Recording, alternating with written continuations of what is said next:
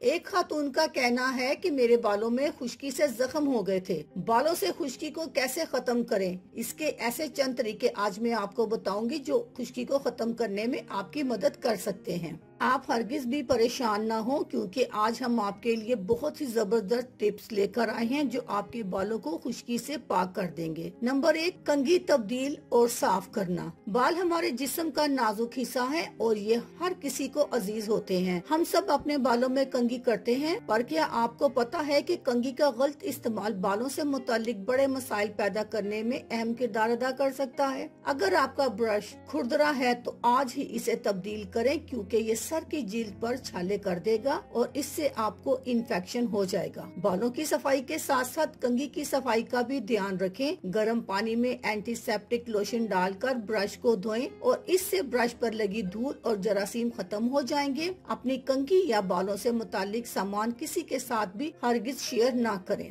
Number 2, बालों को धोना। अगर आपको खुश्की का मसला है तो रोजाना अपने बालों को धोएं, क्योंकि जिल्द की तमाम गंदगी को साफ करने के लिए शैम्पू का बाकायदा इस्तेमाल जरूरी है। काम करने वाली खवातीन और मर्द हजरात को खुश्की का ज्यादा खतरा होता है। इसकी वजह बाहर की धूल, मिट्टी, मौसमी हालात हैं। रोजाना इस्तेमाल के लिए ऐसा शैम्पू खरीदें जो सर की जिल्द पर नरम हो और इसमें सोया प्रोटीन और बादाम का तेल हो। सोया प्रोटीन सर की जिल्द को साफ करता है और बादाम खुश्की को दोबारा होने से रोकता है। नंबर 3, रोजमेरी ऑयल और एसेंस का इस्तेमाल। अगर बाकायदगी से शैम्पू करने के बावजूद भी खुश्की खत्म नहीं होती तो फिर मजबूत खुश्की के लिए मजबूत चीज की जरूरत है, जैसे कि रोजमेरी ऑयल। ये खुश्की के संगीन मसाइल से निपटने के लिए मशहूर है। रोजमेरी का तेल बालों को सफेद होने और खुश्की को रोकने में मदद करता है। किसी भी तेल में रोजमेरी के चंद कतरे डालकर बालों को अच्छी तरह से मसाज करें।